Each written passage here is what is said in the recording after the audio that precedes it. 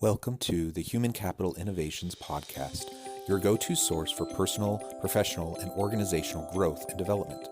We hope you tune in often for all things people management, organizational development and change, organizational leadership, and social impact related. Maximize your personal and organizational potential with Human Capital Innovations Podcast.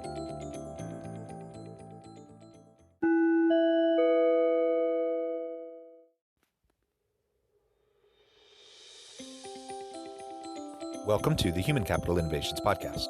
In this HCI podcast episode, I talk with Caterina Kostoula about holding successful team meetings to tap into the genius of your team.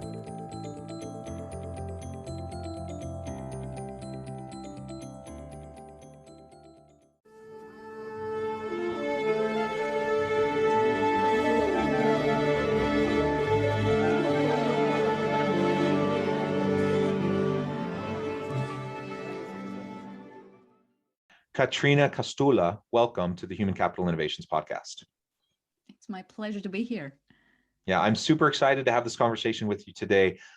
In preparation for this episode, I was reviewing some of the materials in your book, which we'll talk about a little bit later. And you have a lot of expertise in the area of successful meetings and team management. So pulling those two pieces together, we're going to be talking about how to hold successful meetings in a way that we can tap into the collective genius of our team to get the most out of each other so we can support and help each other and ultimately innovate and develop a competitive advantage that will allow us to add value to the marketplace. So I'm excited to have this conversation with you today. As we get started, I wanted to share Caterina's bio with everybody. Caterina Kostoula is an executive coach and founder of the Leader Path, a leadership coaching company. She has worked as a global business leader at Google. She was also a 5-star rated internal coach. She has coached leaders and teams from Google, Amazon, Vodafone, Workable, as well as a number of startups. She's a member of the Forbes Coaches Council and coaches for InSeed and Holt Ashridge Business School.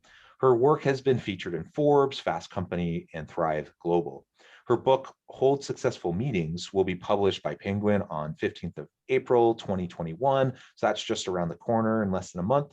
And she holds an MBA in executive coaching master's from Holt Ashridge Business School and InSeed. Great to have you with me. Thank you so much for joining us. And anything else you would like to share by way of background, personal context as relates to the conversation today, or just to let the listeners know a little bit more about you? Yes, I think regarding to our conversation, you said my expertise lies in successful meetings and leading teams. And I have to say, it all started by me hating meetings when I was an employee. I raised my hand to that. That's me as well. Yes. So I think the backstory to developing this expertise, I actually left my corporate life behind thinking I'm free of meetings. That's it. And up to this day, I have to say, I like the meetings to be few. I have 2 meeting-free days. But then as I was starting coaching teams, I loved team coaching. And it was only after a while that I realized I love team coaching. It's such a fulfilling experience, like getting a team together, having the difficult conversations, developing a sense of belonging. And then it dawned on me, but team coaching sessions are meetings too. Why do we hate the one and we love the other? And I think that's where the curiosity came into, let me explore this. Can we get what I learned in team coaching? Can we put it in meetings and vice versa? Yeah, well, I love that. And a lot of what you just said resonates with me. Now, obviously, there's so many things that we do that we can label as meetings, right? I think when we often think about those really just boring, almost seemingly useless, pointless meetings where you're just banging your head against the wall and you're like, why in the world are we doing this? This could have been an email, or whatever the case may be. Those are almost never the types of working meetings that you were just describing. As you're doing coaching sessions or you're trying to help teams work through team dynamics or understanding how to work better together. There's elements of those types of meetings that make them meaningful, impactful. And that's why we don't mind those meetings, but we hate the meetings that just seem aimless, and we don't really know why we're even there, and it just seems like a complete waste of time. And I think pretty much universally everyone hates those kinds of meetings. So perhaps step number one is for us to just decide, why are we having this meeting? What's the point of this meeting? And if you can't answer that with a compelling answer, then you probably should cancel the meeting. I love that. And it's true that what you just said is backed by research. Doodle did like studied at thousands of meetings, and they said the number one thing is having a clear outcome or purpose. And the meetings we hate are usually update meetings. They don't even use the brain power of the people in the room. They could have been an email. And in terms of the why we have the meeting, I try to simplify this because I realized it's not easy. Like there are books out there that they will say 16 different types of meetings or 16 different reasons. I thought this is too complicated. My motto is actually saying we should only have meetings for 4 reasons. And I'm happy to share with you them with you if you're interested. Yeah. I think let's talk about that in just a moment. So for compelling reasons to hold meetings, absolutely, let's explore that. Before we go there, I thought perhaps we can talk a little bit about the lonely genius myth. Can you tell us a little bit, describe that a little bit for listeners? What is that? Why is it important? Why are we spending some time talking about it? Yes. So this is a lot of my clients. I realized, and myself, when I left Google to build my own company, I really wanted to be a solopreneur. And even when I started outsourcing, I still held all the idea generation, all the decision making in my business, and I really, that was my vision. I really want to simplify my life. But even leaders of big companies that I was coaching, they were still acting a little bit like solopreneurs, and they would come to me and say, "Oh, the weight of the world is in my shoulders. I don't know why this team is not innovative, is not bringing ideas. I think I need to drive this ship." So I realized this is a common misconception, that we put a lot of the weight of the idea generation and the decision making in ourselves as leaders. And it only hit me when I saw the data. So there's been some research around more than 19 million scientific papers for 50 years, like 3 professors from Northern University. They saw every scientific paper ever, right, for 50 years, and 2 million patents. And they realized the ones that were submitted by a team were cited more than twice as often as that of individuals. And when I read that, I was like, wow, that's undeniable. It's an undeniable fact that leveraging the power of the team will help you have the results you want. Will help you have the impact you want. So for me, that's when the shift in my business and in my mindset came. The lonely genius is a myth. Actually, as much as you're competent and smart and you're good at what you do, you need other people's ideas, you need diversity, and you will see a lot of the creative partnerships, like the Wright brothers when they developed the airplane. You need people to challenge your thinking.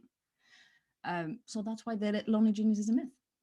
Yeah, it can be hard, because a lot of times when you think about the emotional intelligence side of the equation, when you're working collaboratively with other people, some of the most intelligent, and we could say even genius individuals, don't always work the best with other people, right?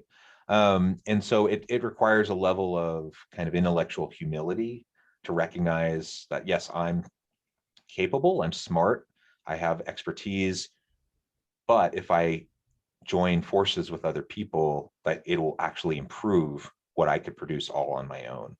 And sometimes it takes more time. I work on a lot of solo projects, but I also work on a lot of collaborative projects. And usually the collaborative projects take me longer. I'm kind of a pretty darn productive person when I'm working individually, but the after results are usually better when I'm working collaboratively, right? To your point. So if I'm doing academic research, when I'm working on co-authored research where I'm really working collaboratively with others, that research is usually better, more well received, has more impact than when I'm working individually. And if I'm working, same thing if I'm working on consulting projects or facilitating projects, at the university with my students in a class where they're doing team projects, whatever the case may be, it just tends to be better when we work collaboratively and collectively to, as you said, challenge each other's thinking. And it tends to create just better, creative, innovative outcomes that are often, through that synergy of collaboration that is just beyond what even one individual genius will often produce. So I love your focus on that. And I think it taps really into the rest of our discussion today about effective teams and how you can facilitate effective teams through effective meetings. Because ultimately, the lone wolf genius who can do really great things, that's wonderful. And we can try to support individuals, in part of their work and part of their time to do that kind of work. But how do we better bring those people together, especially those people that may not be naturally self-inclined towards, working collaboratively, working with other people? Maybe they feel like they're I hesitate to say above those around them, but sometimes people feel like they're going to be dragged down a little bit by working collaboratively with people who aren't, quite at quote unquote their level. So that's something to set aside for a moment, and I think we'll be able to connect that back into our conversation as we go a little bit further. Okay, so let's now move into teams, and you mentioned the 4 main reasons why you should hold a team. What are those reasons as you've seen through your own experience and through research, and then we can go from there. Sure. Although I feel this desire to comment on what you just said. Oh, sure. Is that Absolutely. okay? Yep. So I love what you said, and it reminded me of the African proverb of if you want to go fast, go alone. If you want to go far, go together. It's exactly what you shared as your experience. But I think what you said was right. First, you need a team of A players, right, for collaboration to work. You need to hiring, recruiting, choosing who to partner with. But then the problem I've seen is that a lot of, if you lack this intellectual humility, you intimidate the people around you. And if you intimidate them, they will not bring good ideas, which will reaffirm your perception that you're the only one bringing the ideas. So even if you have competent people, if they don't feel safe enough to bring ideas and use as you'll just into this vicious circle that you have all the weight of the world in your shoulders. Yeah, that's right. And I'm thinking, as you said that, I'm thinking of one particular individual that I've worked closely with in the past who just really popped to the forefront. And this person is so intelligent, so capable, so competent, but they just don't play well in the sandbox with people. And they just always think they're the smartest person in the room, and they kind of talk down to people. And it does become a self-fulfilling prophecy, because nobody wants to say anything when they're in a meeting with this person, not because they don't have ideas, not because they didn't come prepared, but because this person tends to be condescending and tends to even at times be bullying, and nobody wants to work with them, right? And so yes, to your point, safety is vital, and there are ways we can do that and build in that safety as a leader facilitating effective meetings to make sure, or at least reduce the risk or the likelihood that those types of unhealthy dynamics will perpetuate themselves within our team. Absolutely.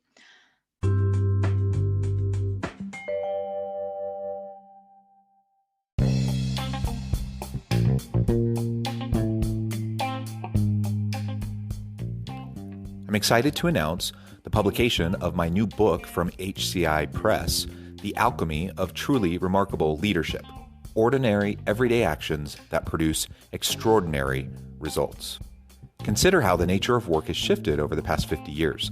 With increased globalization, rapid technological advancement, and the shift in economic composition, the average job of today looks very different than the average job of 50 years ago. What will the jobs and organizations of tomorrow look like?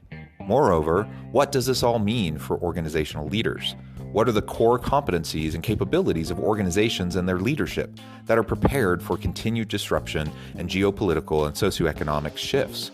Regardless of what the future holds, increasingly, leaders need to be socially minded, data-driven, decisive, champions of talent, and disruptors of the traditional notions of leadership, teams, organizations, and work. The Alchemy of Truly Remarkable Leadership will help you to explore your own leadership competencies and capabilities and consider ways to apply and implement them into your workplace and personal life.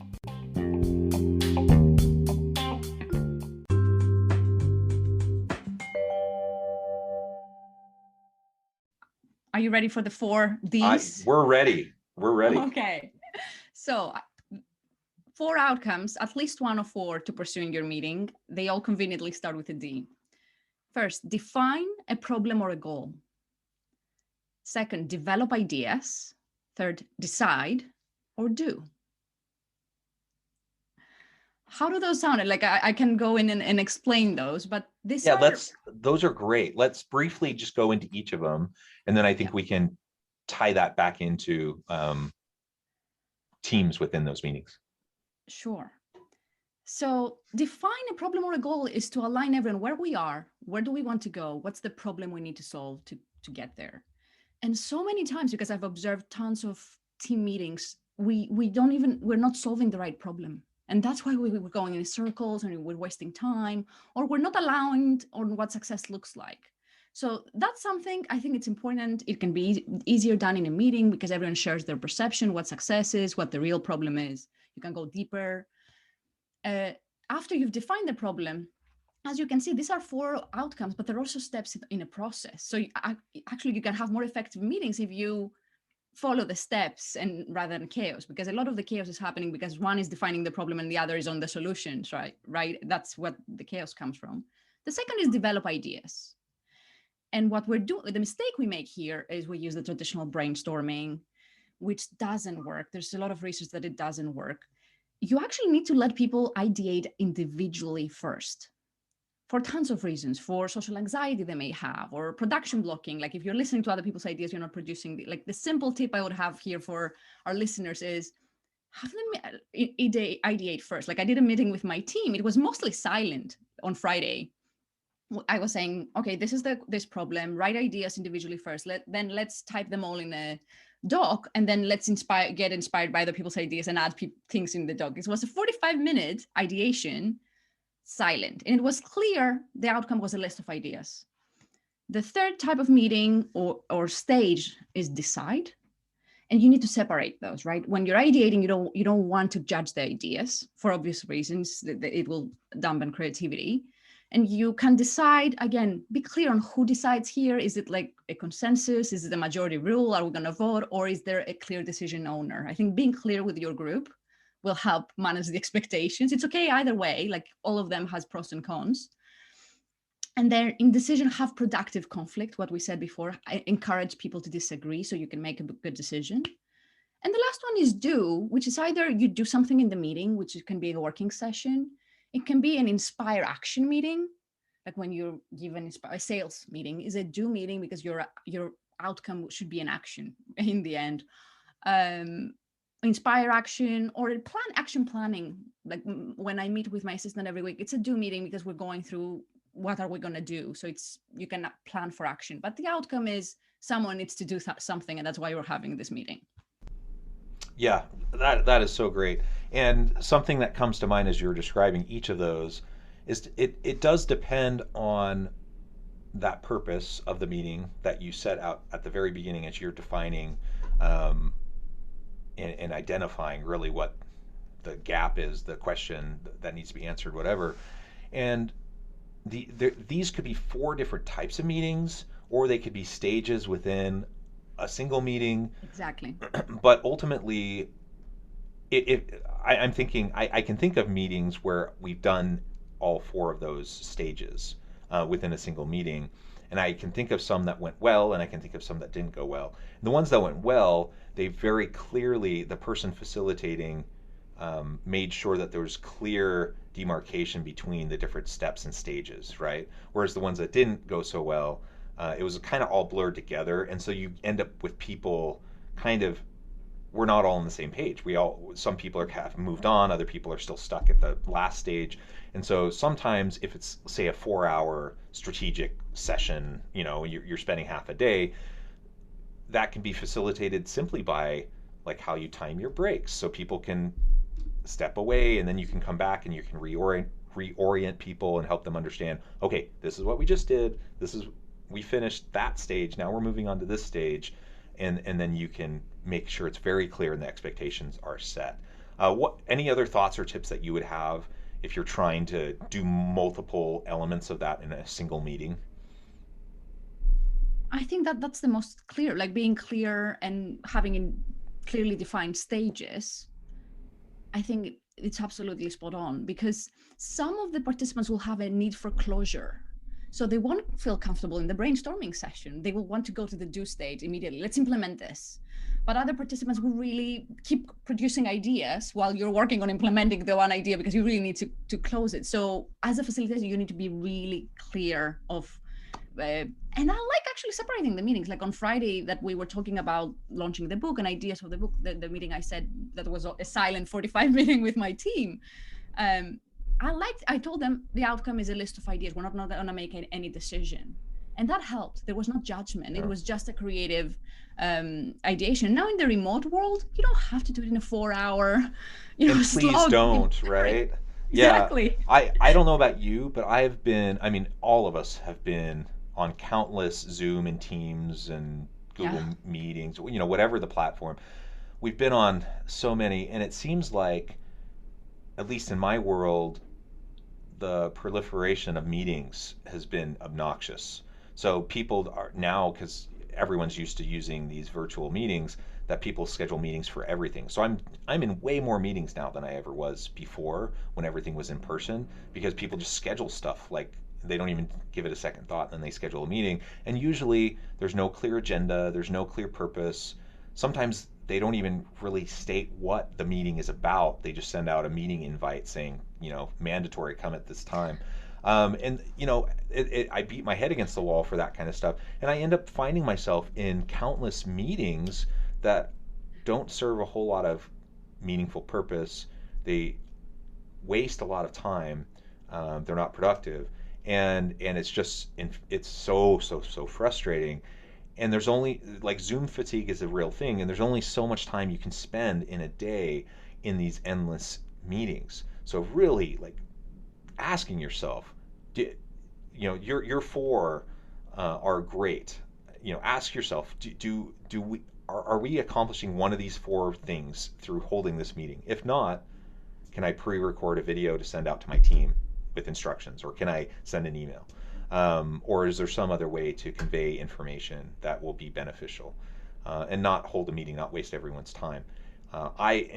In virtual meetings, oh my gosh, I've been in some literally like an 8 hour Zoom meeting all day. And like, in what world does that make any sense? It doesn't. And so, to your point, it is absolutely okay, probably often preferable, to break up these big block meetings into smaller chunks where we can just tackle one thing at a time. And then people can come completely fresh the next time to the next stage, to the next component. Yes. That's certainly my preference. So anyways, so let's transition now in the last little bit of time we have together today.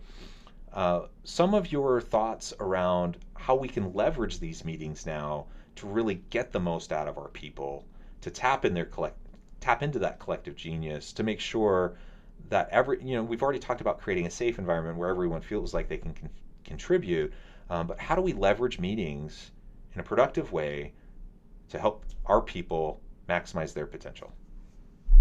Sure. I think safety, it is the number one. And I learned that when I was at Google. They did some research, what separated successful teams and unsuccessful. They couldn't crack the code. They looked at everything, like how they made decisions, where they were located in the same office, individual performance.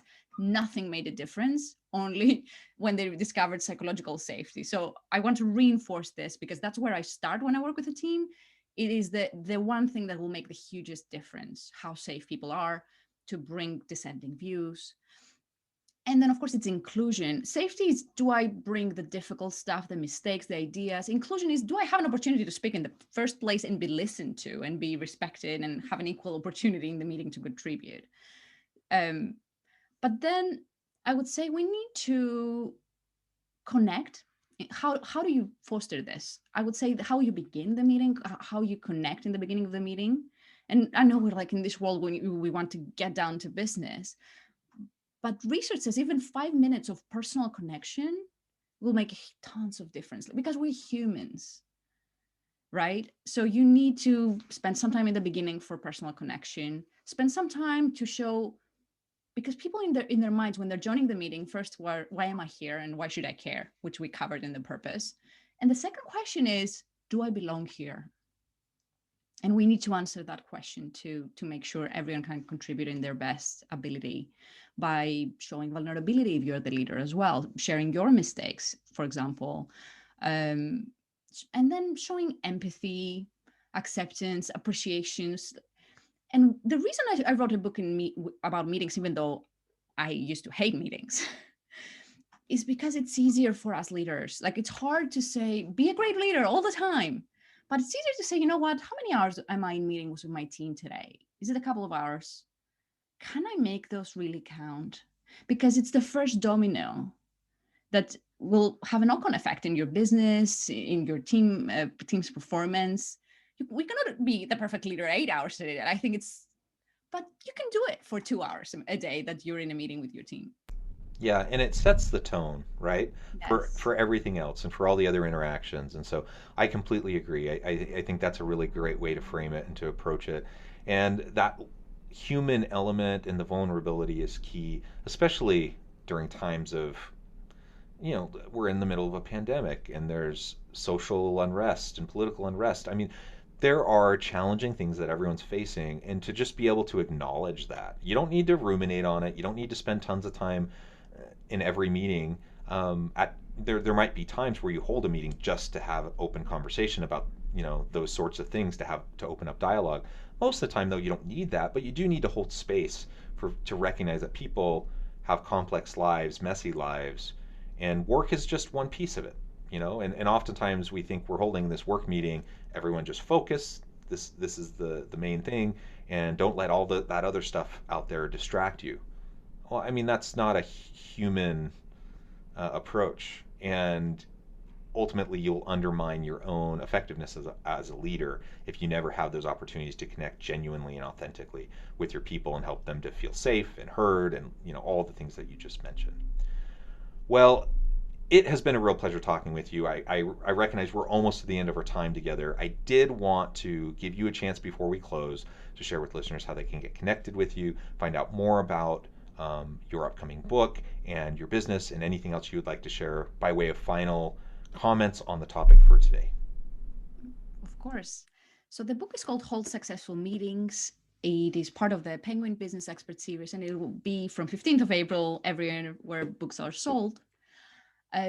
You can connect with I have prepared a lot of bonuses and a quiz to find out how successful are your meetings in www.theleaderpath.com/meetings. Theleaderpath.com is my company.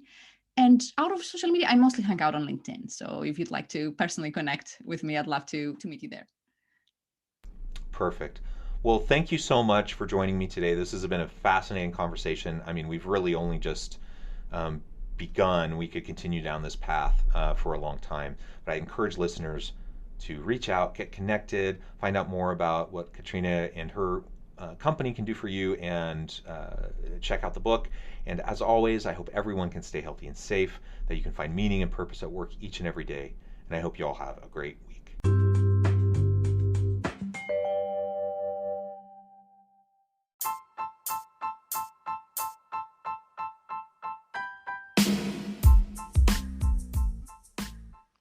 We are excited about the launch of HCI's new magazine, Human Capital Leadership.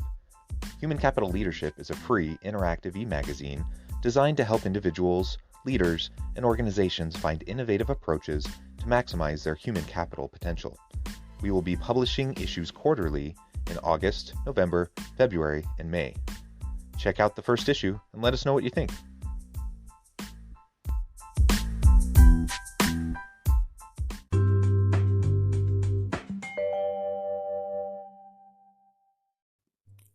Thanks again for joining us for this episode of the Human Capital Innovations Podcast. I hope you stay healthy and safe and that you have a great week.